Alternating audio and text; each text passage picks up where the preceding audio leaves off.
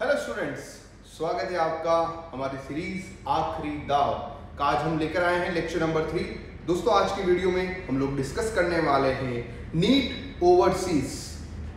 Yes, NEET overseas का जो paper हुआ है उस पेपर का कंप्लीट डिस्कशन हम लोग देखेंगे। आज की वीडियो में हम 25 क्वेश्चंस डिस्कस करेंगे। जो उसका जो लेक्चर नंबर 4 होगा उसमें हम किस तरह जो है रिमेनिंग 25 क्वेश्चंस डिस्कस करने वाले हैं। तो चलिए शुरू करते हैं क्वेश्चन नंबर 1 के साथ। दोस्तों, क्वेश्चन नंबर 1 जो है ये देखिए क्या है। De Broglie wavelength of thermal electron at 27 degree Celsius is lambda when the temperature is increase to 927 degree Celsius its de Broglie wavelength will be. Yes, dual nature का क्वेश्चन है हमारा। दोस्तों, हमें पता है कि यहाँ पर डी ब्रोगली वेवलेंथ जिसको हम लोग किससे डिनोट करते हैं, लैम्डा से। दैट लैम्डा इक्वल टू होता है h/p, right, where p is what your linear momentum और p का फॉर्मूला होता है p equal to √2me। Clear. और e का मतलब होता है एनर्जी। और यहाँ कौन से इलेक्ट्रॉन है, थर्मल इलेक्ट्रॉन है, राइट। तो थर्मल इलेक्ट्रॉन की एनर्जी के लिए हम लोग फॉर्मूला क्या यूज करेंगे, इलेक्ट्रॉन की एनर्जी के लिए फॉर्मूला हो जाएगा energy equal to 3 kBt/m। Clear है, ये एनर्जी ऑफ इलेक्ट्रॉन का फॉर्मूला है। क्लियर है। अब इसको हम यहाँ सब्स्टिट्यूट करते हैं, तो जब हम इसको यहाँ सब्स्टिट्यूट करेंगे तो फॉर्मूला क्या बनेगा, 2m, e की जगह यहाँ रख दीजिए 3 kBt/m। तो यहाँ से हमें एक चीज समझ में आ रहा है कि जो p है वो डायरेक्टली प्रोपोर्शनल होगा रूट ऑफ टेम्परेचर के। क्लियर है। That t stands for the temperature, kb का मतलब होता है बोल्ट्जमैन कांस्टेंट, स्मॉल m का मतलब होता है मास ऑफ इलेक्ट्रॉन। ठीक है ना। और ये हो जाएगा हमारा टेम्परेचर। क्लियर। तो यहाँ पे हम इसको सब्स्टिट्यूट करेंगे तो h इज डायरेक्टली प्रोपोर्शनल, ये मतलब lambda is directly proportional to क्या हो जाएगा h/p। p के जगह पे क्या रखेंगे, √t। तो यहाँ से क्योंकि बाकी सारी चीजें क्या रहेगी यहाँ पे कांस्टेंट रहने वाली। डिफरेंस किस में आ रहा है, चेंज किस में आ रहा है, टेम्परेचर में। तो आप टेम्परेचर की टर्म में इक्वेशन लेके आइए। यहाँ से हम लिख पाएंगे, देखिए दैट इज λ1/λ2, या फिर आप डायरेक्टली लिखिए lambda is inversely proportional with the root of temperature and we can write λ1/λ2 equal to √T2/T। Clarity है। T1 कितना है यहाँ पर देखिए, T1 इज लैम्डा, λ2 हमें फाइंड करना है। √T2 के प्लेस पे अभी क्या रख देंगे, यहाँ पे 927 डिग्री सेल्सियस चाहिए। और हमें पता है कि ये जो इक्वेशन रहेगी इसमें टेम्परेचर को किस में रखना होता है, केल्विन में। भूलना नहीं है, टेम्परेचर को यहाँ किस में रखा जाता है, आइडियल गैस इक्वेशन से जब भी कोई इक्वेशन फ्रेम हो रही तो उसमें टेम्परेचर को किस में रखना है, केल्विन में ही रखना है। तो यहाँ टेम्परेचर को केल्विन में रखना है। 927 डिग्री सेल्सियस दिया हुआ है, इसको अगर हमें केल्विन में कन्वर्ट करना हो तो क्या करना पड़ेगा, 927 में हम ऐड कर देंगे 273, कितना हो जाएगा माय डियर, ये हो जाएगा 1200। और T1 कितना हो जाएगा, that is 27 degree Celsius, 273 add कर दीजिए, कितना हो जाएगा, दैट इज 300 केल्विन। क्लियर। तो यहाँ सब्स्टिट्यूट करते हैं तो कितना आएगा, 1200/300। दिस बिकम √4, ये कैंसिल आउट हो जाएगा √4 को वी कैन राइट 2। तो λ/λ2 इक्वल टू 2 आ रहा है, तो λ2 इक्वल टू हो जाएगा λ/2। क्लियर है। तो इसका आंसर आएगा हमारा ऑप्शन नंबर 2। क्या आंसर आएगा इसका, option number 2। Clear. Then we move to the next sum. Next sum देखिए क्या दिया हुआ है। A linearly polarized monochromatic light of intensity 10 lumen is incident on the polarizer. किसके ऊपर जा रहा है, ये पोलराइजर के ऊपर जो है इंसिडेंट कर रहा है ना। The angle between the direction of polarisation of light and that of the polarizer such that the intensity of output is 2.5। अब यहाँ सिंपल सा लास्ट वीडियो में भी हमने डिस्कस किया था, पोलराइजेशन पे क्वेश्चन जो है काफ़ी आते हैं। और एक सिंपल सा फॉर्मूला है पोलराइजेशन के लिए, I equal to I0 cos square theta. क्या formula, I equal to I0 cos square theta. Clear. आपको याद होगा पोलराइजर में ये हो गया, पोलराइजेशन में ये रहा हमारा polariser, and second one is the analyser, है ना। और यहाँ पर पोलराइजर और एनालाइजर के बीच में जो एंगल दिया हुआ है ये इस तरह से हम मान लेते हैं। तो ये जो एंगल होगा वो कितना होगा हमारा, थीटा। क्लियर। तो हमारे को यहाँ एंगल वो थीटा निकालना है, क्योंकि ये जो आउटपुट लाइट जो है वो कितने आ रही है 2.5 आ रही है, इनपुट कितना दिया हुआ है 10 दिया है, पोलराइज लाइट जो है वो कितना है 10 है। तो यहाँ पे दिमाग लगाइए, अभी देखिए फॉर्मूला तो आपके पास रेडी है, फॉर्मूले में वैल्यू सब्स्टिट्यूट कीजिए, आउटपुट की जगह रखिए 2.5, इनपुट कितना था 10 और ये आ रहा है cos स्क्वायर थीटा, ठीक है। तो 2.5 divide by 10 equal to cos square theta, तो this become 1/4 equal to cos square theta. तो cos थीटा इक्वल टू कितना आया 1/2, तो थीटा इक्वल टू कितना होगा यहाँ पे 60 degree, cos 60 degree equal to क्या होता है 1/2। तो यहाँ से हमें थीटा की वैल्यू 60 डिग्री मिलेगी। क्लियर हो गया है। डायरेक्शन ऑफ पोलराइजेशन कौन सी हो गई, ये रही, ये जैसे ये पोलराइज लाइट इस तरह से जा रही है ना हमारे, तो ये डायरेक्शन ऑफ पोलराइजेशन हो गई। इसके साथ में अगर हमने ये देखिए हमने क्या किया, वो पोलराइजर जो है वो इस तरह से एंगल पे ट्विस्ट कर दिया, तो वो एंगल हो गया हमारा theta. Clear. Generally last time पे जब हमने क्वेश्चन देखा था री एग्जाम वाला, उसके अंदर पोलराइजर से लाइट निकलती है और वो एनालाइजर को क्रॉस कर रही थी। इसमें उन्होंने क्या बोला है कि एक जो है डायरेक्शन ऑफ पोलराइजेशन, मतलब लाइट ऐसे आ रही है और हमने यहाँ पर एक पोलराइजर रख दिया है एक सर्टेन एंगल पे, तो अब उसके बाद में इसकी इंटेंसिटी थी 10, यहाँ से निकलने के बाद उसकी इंटेंसिटी कितनी हो गई है 2.5, तो वो इंटेंसिटी रिड्यूस की हुई क्योंकि वो पोलराइजर का एंगल जो है वो हमने चेंज कर दिया है। अगर यही एंगल 0 होता तो वो 10 से 10 बाहर निकल जाती, और यही एंगल 90 होता तो शायद जो इंटेंसिटी है बाहर निकलने की वो कितनी हो जाती, 0 हो जाती। क्लियर है। तो सिर्फ क्वेश्चन का फॉर्मूला सेम है, बस दोनों ही एग्जाम में पूछने का तरीका इनका अलग हुआ था। चलिए बढ़ते हैं नेक्स्ट क्वेश्चन की तरफ। दोस्तों नेक्स्ट क्वेश्चन देखिए, बड़ा ही इजी क्वेश्चन जो है, बहुत इजी क्वेश्चन, चिंदी क्वेश्चन है यहाँ पर। Stone is thrown vertically upward with the initial velocity of 40 metre per second from the top of the building। क्या किया हमने यहाँ पे, स्टोन को यहाँ से वर्टिकली अपवर्ड जो है ऊपर की तरफ हमने थ्रो किया है। क्लियर। ये बिल्डिंग है और इनिशियल वेलोसिटी जो है उसकी कितनी है 40 मीटर पर सेकेंड है। From the top of the building, if it reach the ground with the velocity of 60 metre per second, यहाँ से इससे जा रहा है और ये कहाँ आ रहा है, ग्राउंड पे आ रहा है, और जब वो ग्राउंड पे आ रहा है तो उस इंस्टेंट पे इसके पास वेलोसिटी कितना है 60 मीटर पर सेकेंड है। क्लियर है। हमें क्या निकालना है, हमें ये हाइट ऑफ द बिल्डिंग जो है वो फाइंड आउट करना है। क्या फाइंड आउट करना है, हमें height of the building find out करना है। दोस्तों फॉर्मूला क्या होगा, देखिए यहाँ पे एक सिंपल सा फॉर्मूला होता है v square minus u square equal to 2as। हमने यही फॉर्मूला क्यों चूज किया, कोई और फॉर्मूला क्यों नहीं यूज किया। पहली बात ये तो क्लैरिटी है कि इसमें जो गिवन डाटा है, एक है v है हमारे पास, u है और h हमें फाइंड आउट करना है, ठीक है ना। तो काइनेमेटिक की इक्वेशन से ही होने वाला है। तो काइनेमेटिक्स की हमारे पास में 3 इक्वेशन होती हैं, एक होता है v equal to u plus 80, एक होता है s equal to ut plus half 80 square, and third equation is this. अब इन तीनों में से कौन सी सुटेबल है, एज क्वेश्चन में टाइम नहीं है तो ये दोनों इक्वेशन हमारे को यूज करने की जरूरत नहीं है, हम ये वाली इक्वेशन से जाएंगे। क्लियर है। उसके बाद में यहाँ पर आप देख पाएंगे कि एक्सेलरेशन कितना लगेगा, एक्सेलरेशन होगा a equal to minus g. Why a equal to minus g, this is acceleration due to motion under the gravity. यहाँ पर देखिए हमारा ऑब्जेक्ट जो है वो वर्टिकली अपवर्ड डायरेक्शन में घूम रहा है, वर्टिकली अपवर्ड डाउनवर्ड मूव कर रहा है ना। ये जो मोशन हो रहा है वो ग्रेविटी के इफेक्ट की वजह से हो रहा है। बिकॉज ऑफ दैट यहाँ एक्सेलरेशन कितना लगेगा, माइनस जी लगने वाला है। बेसिक साइन कन्वेंशन का यूज करना है। अगर हमने रेफरेंस लाइन से बॉडी ऊपर जा रही है, ध्यान देना, रेफरेंस लाइन से बॉडी कहाँ जा रही है, ऊपर जा रही है, तो आप पॉजिटिव साइन ले लीजिए। रेफरेंस लाइन से बॉडी नीचे जा रही हो तो उसका वेलोसिटी आप क्या ले लीजिए, यहाँ पे नेगेटिव ले लीजिए, कोई दिक्कत नहीं है। और हाइट भी जो है रेफरेंस लाइन से क्या है, नीचे है, तो हमारा एस भी जो है वो क्या होगा, माइनस एच होगा। और एक्सेलरेशन को तो हमेशा क्या लेना है, मोशन अंडर द ग्रेविटी में माइनस ही लेना है। बस ये इक्वेशन आपके पास रेडी है। v की जगह पे आपके पास फाइनल वेलोसिटी कितना दिया हुआ है 60, लेकिन स्क्वायर कर रहे हो तो माइनस 60 का स्क्वायर करना है, प्लस u की जगह पे आप क्या लिखेंगे 40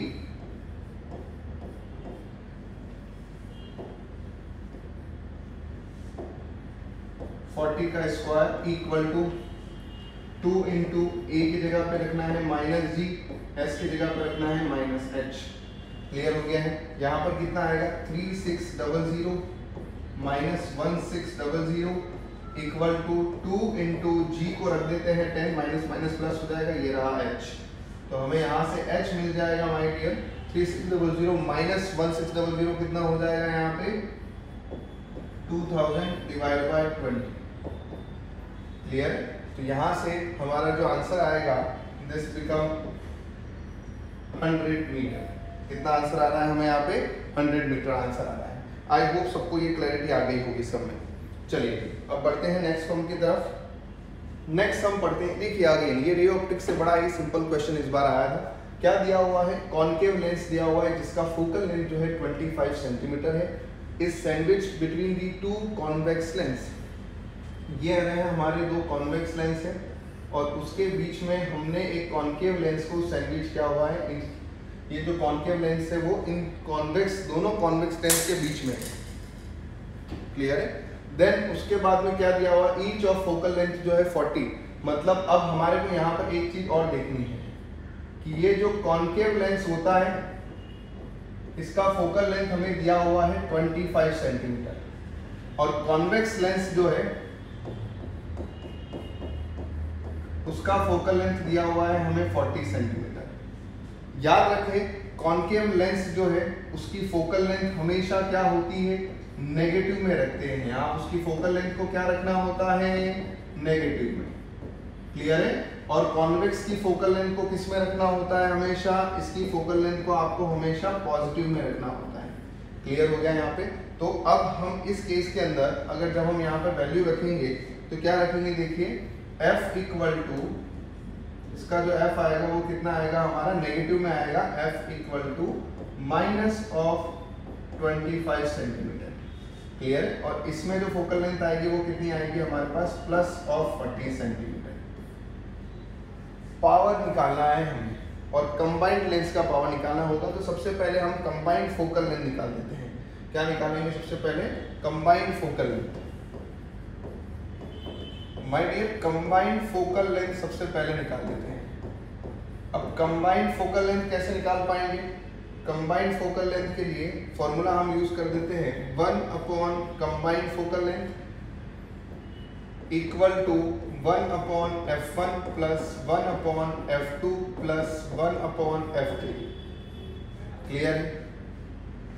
हमें पावर चाहिए, 1 upon combined focal length equal to होगा पावर, और ये फोकल लेंथ अगर आप मीटर में रखेंगे तभी आपको पावर किसमें मिलेगी, डायोप्टर में मिलेगी। यहाँ तक क्लैरिटी आ चुकी है। तो माय डियर यहाँ पर आप फोकल लेंथ जो है वो सब्स्टिट्यूट कीजिए। पहला कौन सा है आपका, कॉन्वेक्स, उसका कितना है 40 है। तो यहाँ सब्स्टिट्यूट करेंगे तो क्या आएगा, प्लस 40 सेंटीमीटर में दिया है, मीटर में कन्वर्ट करेंगे तो दिस बिकम 0.4 मीटर। तो यहाँ रख देते हैं 0.4। क्लियर है।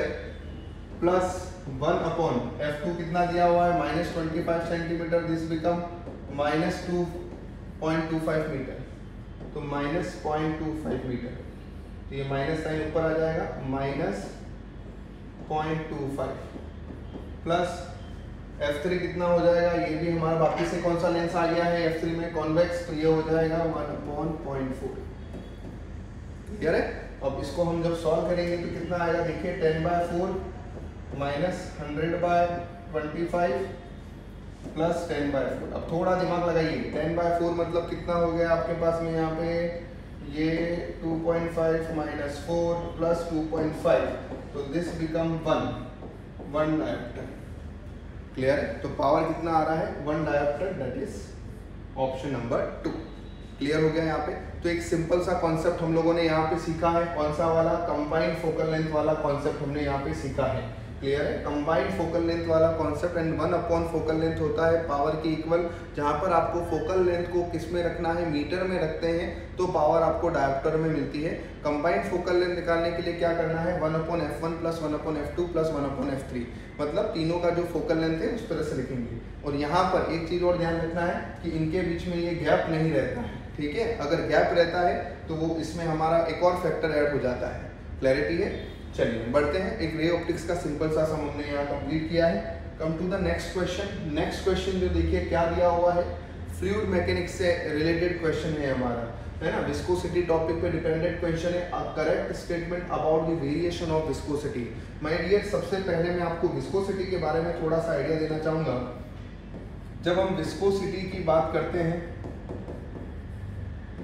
विस्कोसिटी क्या होता है? Viscosity is the internal resistance between the layer. क्या होता है viscosity? It is a internal resistance between the layer, और लेयर्स के बीच में जो रेजिस्टेंस हो रहा है ना, विस्कोसिटी जिसकी बात हम कर रहे हैं, उसके दो कॉज होते हैं, दो रीजन की वजह से विस्कोसिटी आती है। पहला जो रीजन होता है वो होता है कोहेसिव फोर्स। क्या होता है पहला रीजन? Cohesive force. अगर मैं आपसे पूछूं कोहेसिव फोर्स क्या होता है, तो आप बोलेंगे कि जो सेम टाइप के मॉलिक्यूल्स होते हैं उनके बीच में जो अट्रैक्टिव फोर्स होता है उसको हम क्या बोलेंगे? Cohesive force. जैसे वाटर के मॉलिक्यूल के बीच का फोर्स, है ना, एयर के मॉलिक्यूल्स के बीच का फोर्स। तो पहला रीजन जो होता है लेयर्स के बीच में जो रेजिस्टेंस आने का जो पहला रीजन है वो क्या है? Cohesive force. क्योंकि जब एक लेयर जो है दूसरी लेयर से ऊपर से जाती है तो ये वाला मॉलिक्यूल फर्स्ट लेयर का सेकंड वाले मॉलिक्यूल को अट्रैक्ट कर रहा है, या और बाकी की लेयर्स के मॉलिक्यूल जो है इस लेयर के मॉलिक्यूल को अट्रैक्ट करते हैं। बिकॉज ऑफ दैट अट्रैक्शन उसके मोशन को रेजिस्टेंस मिलता है, और उसी फोर्स को हम कोहेसिव फोर्स बोलते हैं, और ये जो रेजिस्टेंस है उसको हम विस्कोसिटी बोलते हैं। दूसरा रीजन जो है वो क्या है? वो है मॉलिक्यूलर। दूसरा रीजन जो है वो क्या है? Molecular moment transfer. क्या है दूसरा रीजन? Molecular moment transfer. अब ये मॉलिक्यूलर मोमेंट ट्रांसफर से क्या समझ में आता है? आपको भी पता है कि ये सारे मॉलिक्यूल्स जो है ना, ये सारे मॉलिक्यूल्स जो मोशन में होते हैं तो वो रैंडमली मूव करते हैं, मोस्टली गैसेस में ज्यादा दिखाई देता है।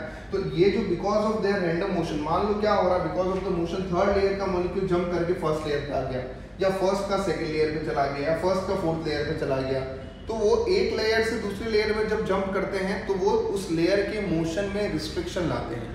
तो because of this molecular momentum transfer भी जो है मोशन में रेजिस्टेंस आता है।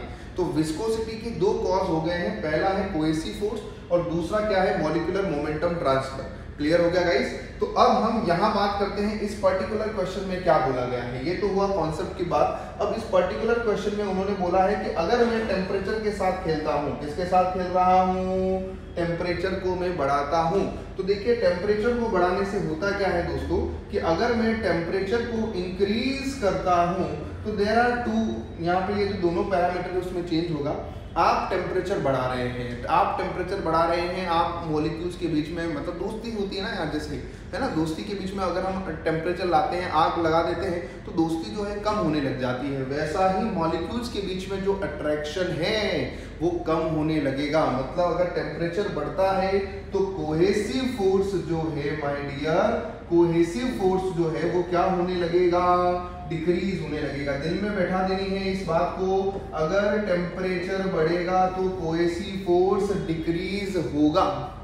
दूसरी बात, अगर हम टेम्परेचर बढ़ाते हैं तो मॉलिक्यूलर मोशन बढ़ जाता है। एक सिंपल सी बात है यार, आग लगा दो सारे मॉलिक्यूल भागने लगेंगे। क्लियर है? तो टेम्परेचर बढ़ रहा है तो यहाँ पर मॉलिक्यूलर मोमेंट ट्रांसफर जो है वो भी क्या होगा? बढ़ने लगेगा। Molecular moment transfer will increase. तो यार दोस्तों कितना जबरदस्त हो रहा है। एक पैरामीटर, दोनों ही पैरामीटर विस्कोसिटी के लिए रिस्पॉन्सिबल है। टेम्परेचर बढ़ाने पर एक पैरामीटर तो हो रहा है कम, दूसरा पैरामीटर हो रहा है बढ़ रहा है। तो यहाँ पर देखिए, यहाँ पे हम बात कर रहे हैं लिक्विड की। पहले हम लिक्विड की बात करते हैं। लिक्विड में क्या होता है? लिक्विड के अंदर भी सिमिलर फंडा है ना।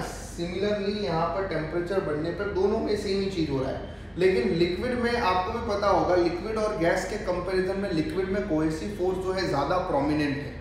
मतलब इनमें से जो प्रोमिनेंट फैक्टर होगा ना, उसका नेट इफेक्ट विस्कोसिटी पे आने वाला है। तो लिक्विड के अंदर प्रोमिनेंट कौन है? Cohesive force. This one is the prominent in liquid. किसके अंदर प्रोमिनेंट है? ये लिक्विड के अंदर प्रोमिनेंट है। तो बिकॉज ऑफ लिक्विड के अंदर टेम्परेचर बढ़ने से कोहेसिव फोर्स कम हुआ तो विस्कोसिटी जो है वो क्या होगी? डिक्रीज हो जाएगी। लेकिन गैस में कोएसिव फोर्स, ऑलरेडी गैस के मॉलिक्यूल दूर दूर होते हैं, उनके बीच में ऑलरेडी कोएसिव फोर्स कम होता है, थोड़ा और कम हो जाएगा तो कोई फर्क पड़ने वाला नहीं है। बट वहां मॉलिक्यूल्स के बीच में वो मॉलिक्यूल का जो मोमेंट है, मॉलिक्यूलर मोशन जो है वो बढ़ जाता है, तो वो मॉलिक्यूल आपस में हिट करने लग जाते हैं। क्लियर है? इस वजह से वो एक दूसरे के मोशन में जो है वो रिस्ट्रिक्शन लाते हैं, वहां पर विस्कोसिटी बढ़ जाती है। तो गैस के अंदर उल्टा हो रहा है, अगर आप टेम्परेचर बढ़ाओगे तो प्रोमिनेंट कौन होगा? Molecular moment. ये गैस में प्रोमिनेंट हो जाएगा, ये किसमें प्रोमिनेंट हो जाएगा? गैस में प्रोमिनेंट हो जाएगा। तो वहां मॉलिक्यूलर मोमेंटम ट्रांसफर बढ़ गया है, तो उस वजह से जो है विस्कोसिटी वहां क्या हो जाती है? बढ़ जाती है। ये दोनों बात को याद रखना है। गैस में टेम्परेचर बढ़ाओगे तो विस्कोसिटी बढ़ेगी, लिक्विड में टेम्परेचर बढ़ाओगे तो विस्कोसिटी कम होगी। यहाँ किसका पूछा गया है? यहाँ दोनों ही दिया हुआ है, लेकिन आप देखिए गैस में क्या बोला हुआ है? पहला option, viscosity of both liquid and gas increases. नहीं जी, बिल्कुल गलत बात है। टेम्परेचर बढ़ाओगे तो लिक्विड की इंक्रीज होगी, लेकिन गैस की तो लिक्विड की डिक्रीज होगी और गैस की क्या होगी? इंक्रीज। फिर दूसरा ऑप्शन बोला है विस्कोसिटी ऑफ लिक्विड डिक्रीजेस, ये गलत था, ये गलत है ना। Viscosity of liquid decrease, yes, ये लाइन देखिए, टेम्परेचर बढ़ाओ विस्कोसिटी घटाओ। और गैस में डिक्रीज होगी? नहीं, गैस में क्या होगी? टेम्परेचर बढ़ाओ विस्कोसिटी को भी इंक्रीज करो। तो which option is correct? Option number 3। I hope clear हो गया होगा। बढ़ते हैं नेक्स्ट क्वेश्चन की तरफ। माय डियर, नेक्स्ट क्वेश्चन जो है हमारा वो क्या दिया हुआ है? Let L1 and L2 be the orbital angular momentum of an electron in the first and second excited states. सबसे पहले ऑर्बिटल एंगुलर मोमेंटम का फॉर्मूला हमें पता होना चाहिए, that is L equal to NH upon 2π। क्या फॉर्मूला है? L equal to NH upon 2π, where N is what? Orbital number या principal quantum number, H is what? Planck's constant, 2π constant, L मतलब angular momentum. बस जी, H upon 2π, तो इसमें क्या हो गया है? H अपॉन 2π क्या हो जाएगा इसमें? कांस्टेंट। ये वाला पार्ट तो कांस्टेंट है यार, बचा किसको है? L is directly proportional to N हो गया है, तो L1 upon L2 equal to N1 upon N2। पहले में क्या दिया? फर्स्ट और सेकंड, तो N1 की जगह पे आप रख दीजिए 1, N2 की जगह पे आप रख दीजिए 2। तो रेशियो का आंसर क्या आएगा? 1:2। क्लियर है? आंसर क्या आएगा? 1:2। क्लियर? चलिए बढ़ते हैं नेक्स्ट क्वेश्चन की तरफ। आइए, अब नेक्स्ट जो हमारा क्वेश्चन है वो किससे रिलेटेड है? सिंपल हार्मोनिक मोशन से रिलेटेड है। एक सेकेंड पीछे वाला क्वेश्चन पाइए, क्या बोला है? फर्स्ट एंड, देखिए हाँ, यहाँ एक चीज को ध्यान देना है, क्वेश्चन को ध्यान से पढ़िए। First and second excited state बोला है। क्या बोला हुआ है माय डियर? एक्साइटेड स्टेट बोला है। यहाँ देखिए गलती ना करें, यहाँ पर first and second excited state बोला हुआ है। देखिए पहली state n equal to 1 is the ground state है, वो क्या हो गया है? ग्राउंड स्टेट है। पहले n equal to 1 is what? Ground state. Excited का मतलब क्या हो रहा है? आप ग्राउंड से ऊपर जाइए, तो यहाँ n इक्वल टू आप क्या लिखेंगे? 2 लिखना पड़ेगा। n इक्वल टू क्या लिखेंगे? 2। तो n इक्वल टू 2 क्या होगा? देखिए ये जो है ये फर्स्ट एक्साइटेड स्टेट है, ये क्या होगी तुम्हारे? First excited state. क्लैरिटी आ गई है? This is your first excited state. उसके बाद में आपकी सेकंड एक्साइटेड स्टेट क्या होगी? n इक्वल टू 3, मतलब जो थर्ड ऑर्बिट होगा वो कौन सी होगी? मतलब आप पहले ग्राउंड से जंप करके कहाँ जाओगे? 2 पे, तो वो फर्स्ट एक्साइटेड स्टेट हुई। फिर ग्राउंड से जंप करके कहाँ जा रहे हो? 3 पे, तो ये कौन सी एक्साइटेड स्टेट हुई? ये सेकंड एक्साइटेड स्टेट हो गई है। क्लियर हो गया है सबको? तो यहाँ पर आपको ये देखिए ग्लिच है, ये देख रहे हो आप, छोटे छोटे चीजें से खेला जा रहा है। N1 को क्या रखना पड़ेगा? 2, N2 को क्या रखना पड़ेगा? 3। क्लियर हो गया यहाँ पे? चलिए अब बढ़ते हैं हम नेक्स्ट क्वेश्चन की तरफ। नेक्स्ट क्वेश्चन हमारा सिंपल हार्मोनिक मोशन से रिलेटेड है ना। The energy at the extreme position हमें फाइंड आउट करना है। क्या फाइंड आउट करना है? Energy at the extreme position. My dear, last जो हमने वीडियो किया था उसमें भी इस पे क्वेश्चन था, तो इंपॉर्टेंट बन जाता है एसएचएम के अंदर ये क्वेश्चन। मैंने वहां पर भी आपको डायग्राम बताया था, यहाँ पे आपको डायग्राम बता देता हूँ। ये देखिए क्या है, ये रहा हमारा एनर्जी, टोटल एनर्जी, और ये रहा हमारा एक्स, है ना, पोजीशन डिस्प्लेसमेंट, ठीक है। x इक्वल टू 0 पे mean position, x equal to minus a is the negative extreme, ये plus a positive extreme. Clear है। उसके बाद में आपको एनर्जी क्लियर होना चाहिए। काइनेटिक एनर्जी का फॉर्मूला होता है 1/2 के ब्रैकेट में a square minus of x square.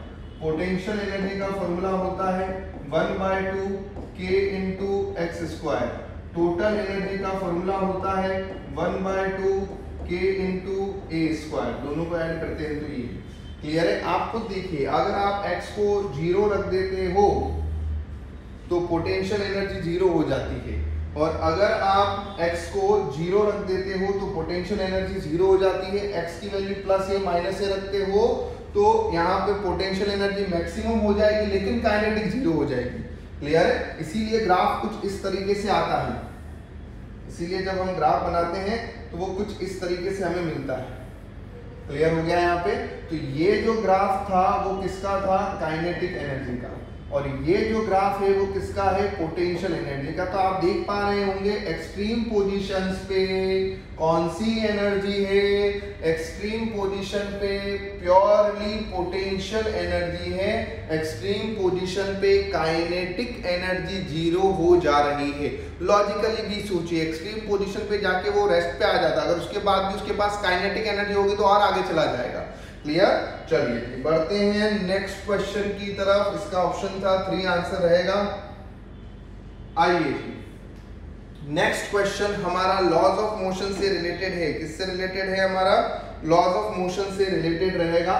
देखिए क्या है इसके अंदर, अगर हम बात करते हैं इसके अंदर when a body of mass m just begin to slide, आपको FBD बनाना है, इसमें कोई ज्यादा बड़ा रॉकेट साइंस नहीं है, just you have to draw the FBD। ये देखिए, ये दिख रहा है आपके पास में, यहाँ पे सबसे पहले P देखिए, है ना, ये यहाँ थोड़ा सा डायग्राम एरर है। S जो है ये वर्टिकली डाउनवर्ड है, S कैसा है, ये वर्टिकली डाउनवर्ड है। क्लियर है। S जो है वो थोड़ा वर्टिकली डाउनवर्ड है आपके, तो ये रहा आपका S। क्लियर है। आपको भी पता है वर्टिकली डाउनवर्ड क्या होना चाहिए, mg, ठीक है। Along the incline plane mg का क्या होना चाहिए, कंपोनेंट, तो mg का कंपोनेंट क्या हो गया है, mg sin थीटा, तो p की जगह पे क्या होगा, mg sin theta. Perpendicular to the surface contact की वजह से क्या आएगा, नॉर्मल रिएक्शन, है ना। और उसके बाद में यहाँ पर ये friction just begin to slide, मतलब यहाँ फ्रिक्शन भी लग रहा होगा। जस्ट वर्ड जब भी यूज किया हुआ हो, चलिए यहाँ एक और आपको ज्ञान दे देते हैं, जस्ट वर्ड जब भी यूज किया हो तो फ्रिक्शन फोर्स हमेशा कितना लेने का, Fs मैक्स लेने का, और एक्सेलरेशन को उस पॉइंट पे 0 लेने का। क्लियर है। तो यहाँ R क्या लग रहा होगा, आपका फ्रिक्शन फोर्स लग रहा होगा। बस अब आप खेल जाइए ऑप्शन से, क्या दिया हुआ है, नॉर्मल रिएक्शन। नॉर्मल रिएक्शन ये रहा, A किसके इक्वल था, Q के इक्वल, तो A इक्वल टू 2। अब इन दोनों में से कोई ऑप्शन है, फ्रिक्शनल फोर्स कितना होगा, R, तो A equal to 2, B equal to 3। Clear हो गया है। A इक्वल टू 2 और B इक्वल टू 3। चलिए अब ये ऑप्शन नंबर 3 जो है हमारा आंसर रहेगा।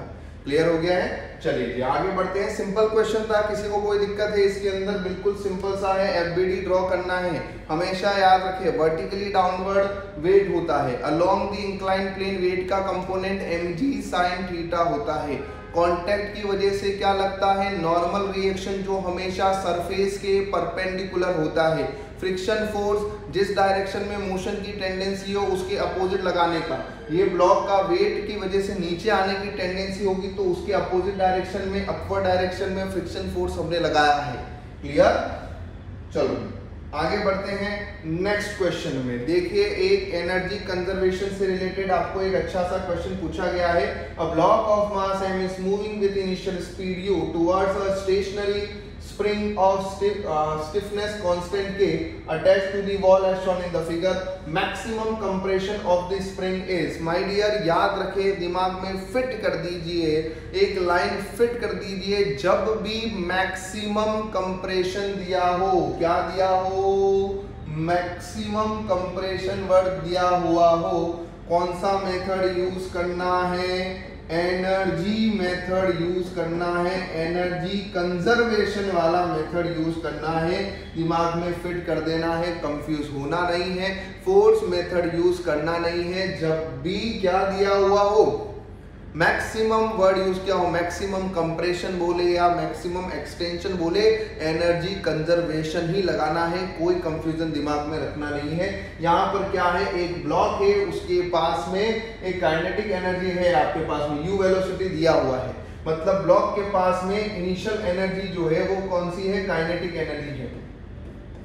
क्लियर है, इनिशियली में ब्लॉक के पास में काइनेटिक एनर्जी थी और फिर वो ब्लॉक जाता है उस स्प्रिंग पे हिट करता है और अपनी पूरी काइनेटिक एनर्जी से उस स्प्रिंग को कंप्रेस कर देता है। तब तक कंप्रेस करता है जब तक उस इंस्टेंट पे ब्लॉक आके रेस्ट पे ना आ जाए, मतलब अपनी पूरी काइनेटिक एनर्जी को उसने स्प्रिंग को कंप्रेस करने में लगा दी और वो स्प्रिंग के पास में एक एनर्जी की फॉर्मेट पे स्टोर हुई, जिस एनर्जी को हम बोलते हैं elastic potential energy, spring energy. तो entire kinetic energy will convert into the elastic potential energy.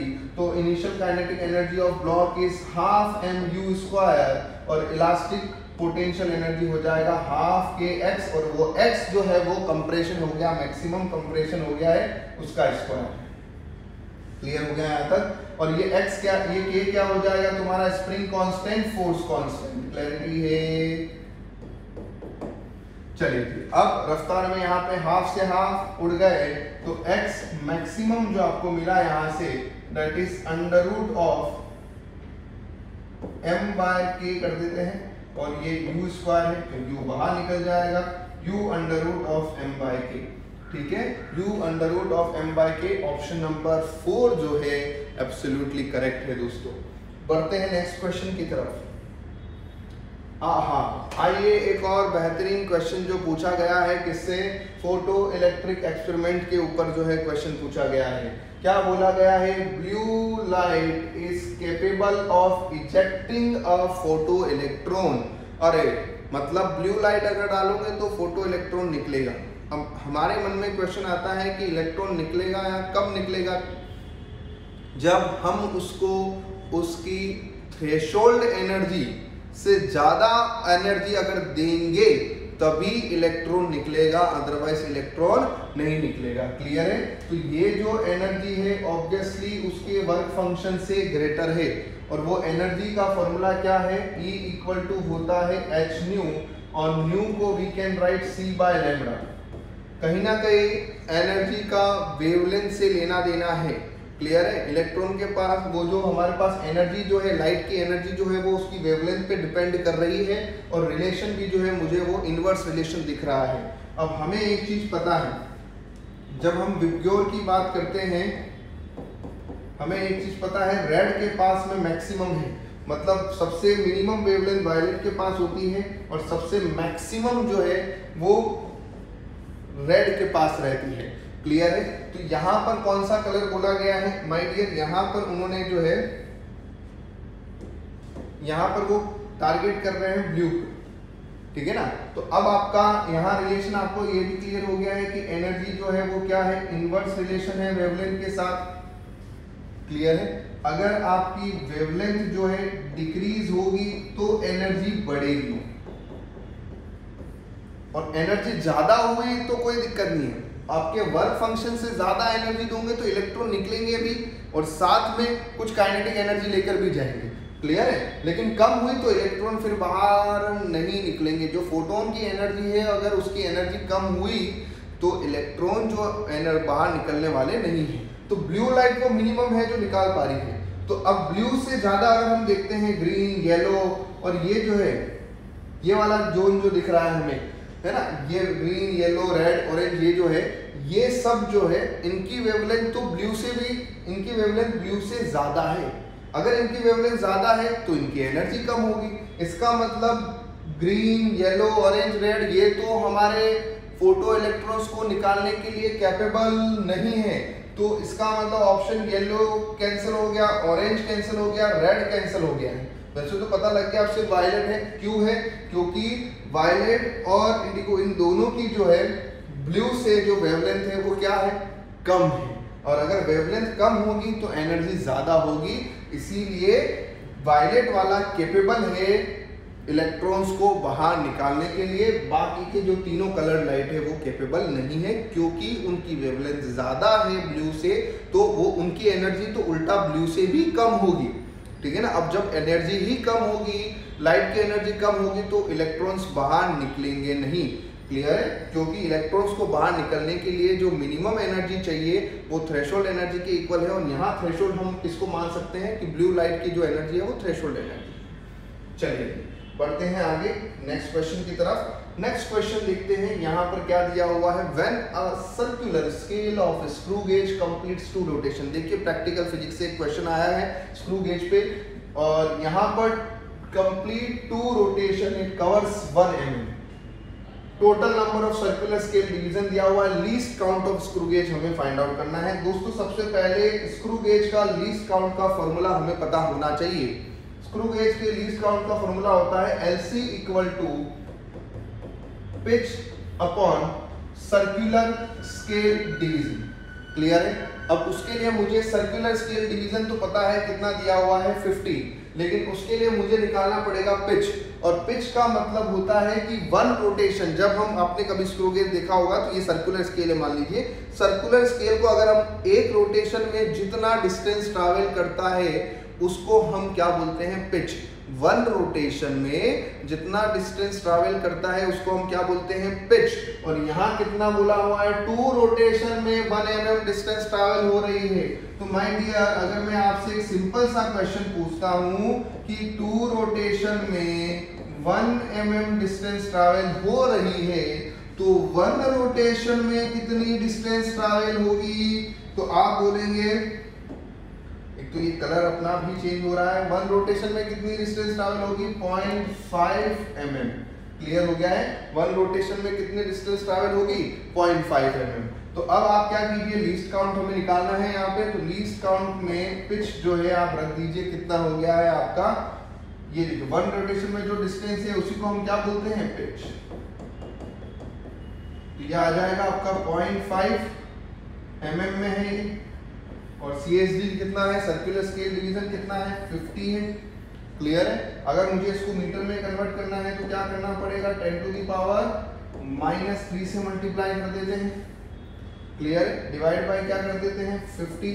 तो देखिए ये कितना आने वाला है, इसको हम चाहे तो लिख देते हैं 5 × 10 to the power -4 divide by 50, और कैंसिल हुआ तो this become 10 to the power -5। Clear है।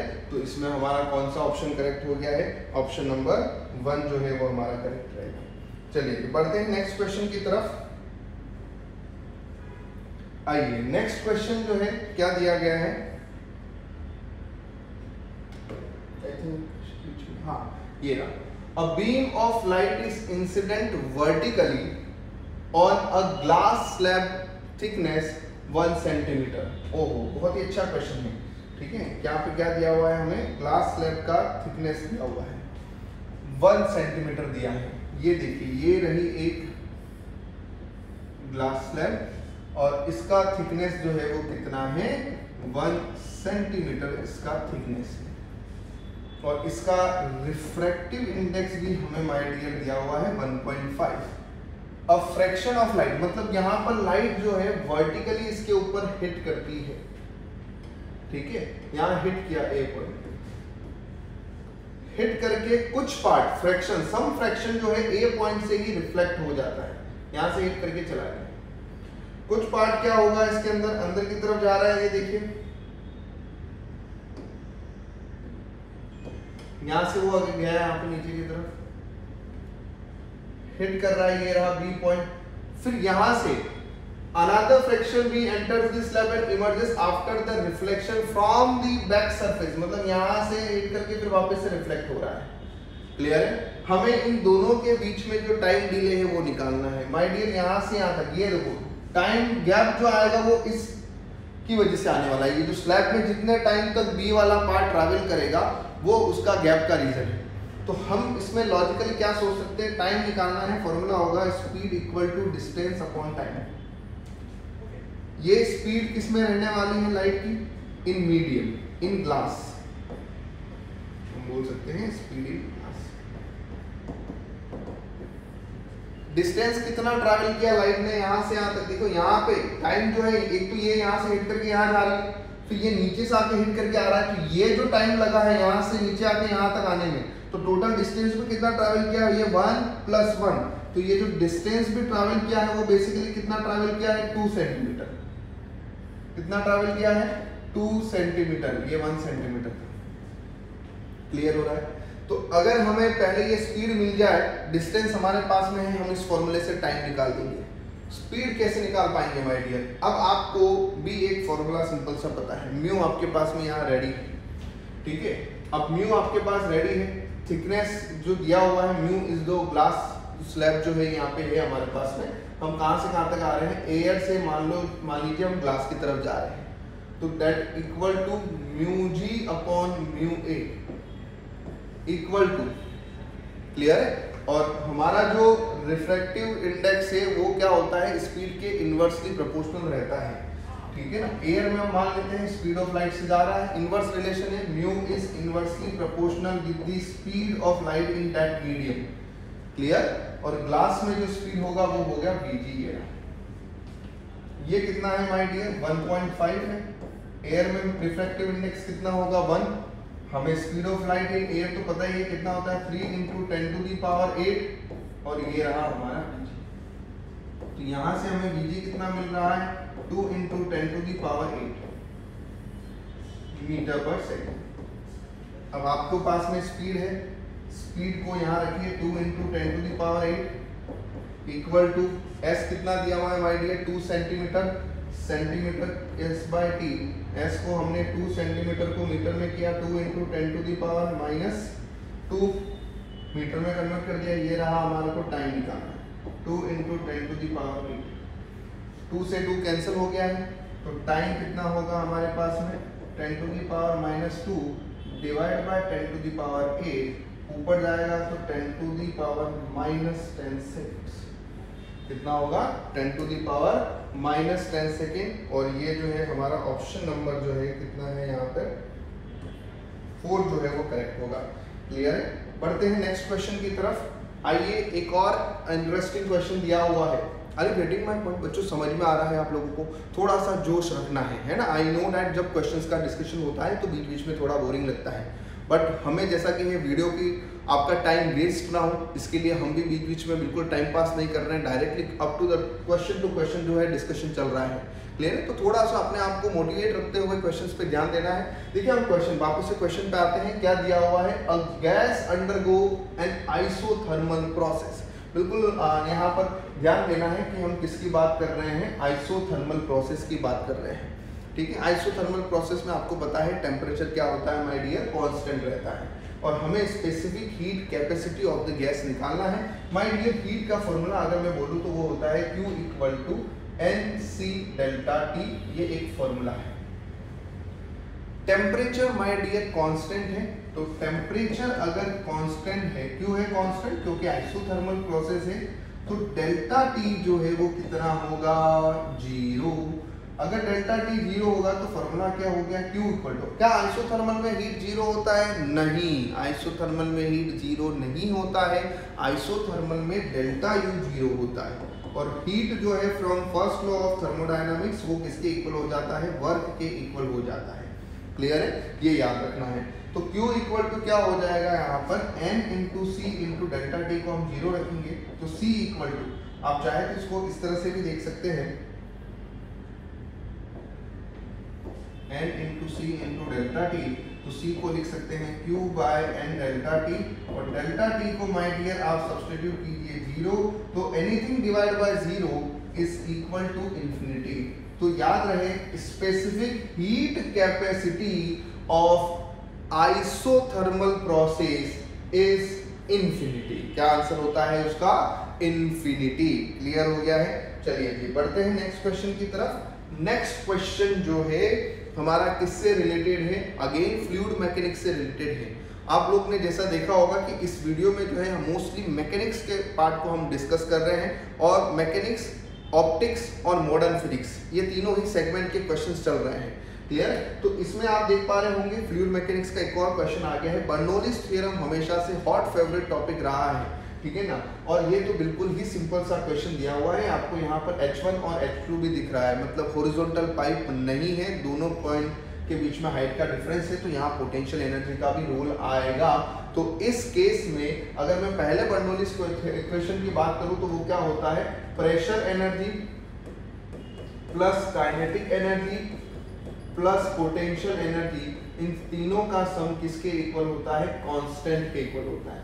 प्रेशर एनर्जी को हम लिखते हैं pressure into volume, kinetic energy को हम लिखते हैं हाफ mv², पोटेंशियल एनर्जी को हम लिखते हैं mgh इक्वल टू कांस्टेंट। और जब हम इसको किससे डिवाइड कर दे, पूरी इक्वेशन को वॉल्यूम से, किससे डिवाइड कर दे, वॉल्यूम से, डिवाइड बाय वॉल्यूम। अगर हमने पूरी इक्वेशन को वॉल्यूम से डिवाइड किया तो यहाँ क्या मिलेगा, प्रेशर, वॉल्यूम से volume cancel, mass upon volume क्या हो जाएगा, डेंसिटी इनटू वेलोसिटी का स्क्वायर, मास अपॉन वॉल्यूम यहाँ पर density into g into h equal to constant.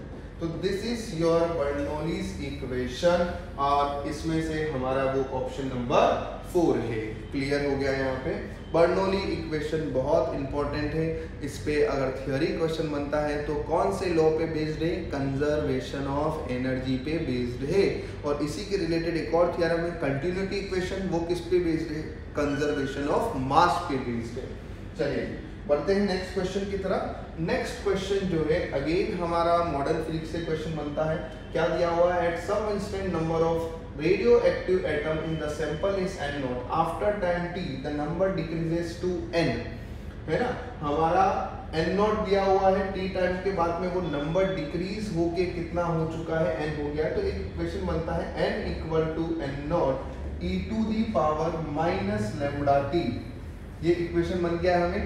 अब यहाँ पर हमने ग्राफ बनाना है, ये देखिए ये ग्राफ वाला जो पार्ट है, वैसे तो आप लोगों के एनसीईआरटी में भी ग्राफ दिया हुआ है, साथ ही साथ में अगर आपने महाराष्ट्र बोर्ड की स्टेट टेक्स्ट बुक पढ़ी है तो उसके अंदर भी जो है ग्राफ दिया हुआ है log n और t के बीच में। कुछ नहीं, अगर हम भूल गए हैं कोई दिक्कत नहीं है, इसको जो है आप क्या कर दीजिए, log से मल्टीप्लाई कर दीजिए ln n, और ये आ जाएगा ln n0 into e to the power lambda t। अब ये अंदर मल्टीप्लाई हो जाएगा log, तो log n0 मल्टीप्लिकेशन में हम कैसे लिख सकते हैं, log ab को हम लिख सकते हैं log a plus log b, तो वैसे यहाँ लिखेंगे ln मतलब नेचुरल लॉग। क्लियर है। अब यहाँ पर ये तो आ गया log n0 प्लस, अब यहाँ पे देखिए log इनटू एक्सपोनेंशियल करेंगे तो ऑब्वियसली क्या आ जाएगा, माइनस लैम्डा टी आ जाएगा। क्लियर है, ये प्रॉपर्टी याद रखना है, अगर ऐसा लिखा हो ln e to the power x दिस बिकम x, ठीक है। तो यहाँ तक तो समझ में आ गया है, अब बस हो गया, अब तो कुछ है ही नहीं क्वेश्चन में।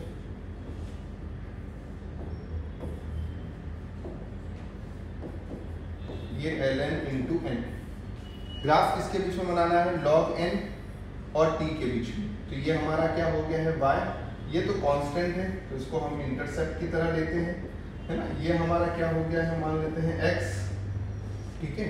और ये जो माइनस लैम्डा हमारा क्या हो जाएगा, उस ग्राफ का स्लोप। आई थिंक ये किसकी इक्वेशन बनी है, स्ट्रेट लाइन की इक्वेशन बन गई है, ये हमारे स्ट्रेट लाइन की इक्वेशन बन गई है। और यहाँ पर स्लोप जो है वो कितना दिख रहा है, माइनस लैम्डा दिख रहा है। स्लोप जो है वो कितना होगा, माइनस लैम्डा हमारा स्लोप होगा। क्लियर। चलिए बढ़ते हैं नेक्स्ट क्वेश्चन की तरफ। आई होप सबको ये क्लैरिटी आ चुका है। नेक्स्ट जो हमारा क्वेश्चन है वो क्या दिया हुआ है, a particle of mass 4 kg at rest. Particle का मास कितना है, 4 kg पे है, रेस्ट पे है, स्प्लिट इनटू। माय डियर एक और बात दिल में बैठा देनी है, क्या जब भी एक्सप्लोजन हो या कोलिजन हो, दोनों ही केस में हमें कंजर्वेशन ऑफ लीनियर मोमेंटम लगाना है, क्योंकि एक्सप्लोजन जो है वो इंटरनल फोर्स की वजह से होता है, वहां कोई एक्सटर्नल फोर्स इन्वॉल्व नहीं है। तो यहाँ पर भी स्प्लिट हो रहा है, ब्रेक हो रहा है, वो किसकी वजह से हो रहा है? इंटरनल फोर्स की वजह से। कंजर्वेशन ऑफ लीनियर मोमेंटम लगा सकते हैं। तो यहाँ एक चीज है बिल्कुल यार, कंजर्वेशन ऑफ जब लीनियर मोमेंटम लगाएंगे तो initial momentum equal to final. Initially में बेचारा पार्टिकल रेस्ट पे था तो इनिशियल मोमेंटम उसका 0 है। फाइनल में दो पार्टिकल में स्प्लिट हुआ है, ये रहा हमारा 4m वाला, इसको मैंने दो पार्टिकल में ब्रेक कर दिया है। जब मैं दो पार्टिकल में ब्रेक कर रहा हूं तो पहला वाला m हो गया है, दूसरा वाला कितना हो गया है? 3m हो गया है। क्लियर है? अब यहाँ पर इसके पास वेलोसिटी v1 मान लेते हैं, v2 मान लेते हैं, तो ये क्या आएगा? m into v1 plus 3m into v2। Clear है यहाँ पे? तो यहाँ से एक चीज है, एक चीज आप चाहे तो ऐसे भी लिख दीजिए, ये p1 लिख दीजिए प्लस p2 लिख दीजिए, तो यहाँ से मिलेगा p1 equal to negative of p2। मतलब दोनों का मोमेंटम, दोनों पार्टिकल जो स्प्लिट हुए हैं उनका मोमेंटम सेम रहेगा, लेकिन डायरेक्शन जो है वो क्या होगी दोस्तों? अपोजिट रहेगी। ठीक है जी, हमें तो काइनेटिक एनर्जी निकालना है। अब जब मैं काइनेटिक एनर्जी के बारे में सोचता हूं तो मुझे एक फॉर्मूला मिलता है हाफ mv² और दूसरा formula in terms of linear momentum मिलता है p²/2m। तो मुझे कौन सा फॉर्मूला यहाँ चूज करना चाहिए? जब मुझे पता है कि दोनों ही पार्टिकल जो स्प्लिट हुए हैं उनका linear momentum magnitude wise equal है, नो डाउट डायरेक्शन अपोजिट है, मैग्नीट्यूड वाइज इक्वल है। तो अब अगर हमारे पास में फॉर्मूला जो है काइनेटिक एनर्जी का हम ये यूज करें p²/2m, तो आई थिंक बेटर होगा, क्योंकि हम अब यहाँ पर p को कांस्टेंट की तरह ट्रीट कर सकते हैं दोनों ही पार्टिकल में, क्योंकि मैग्नीट्यूड सेम है। क्लियर हो रहा है?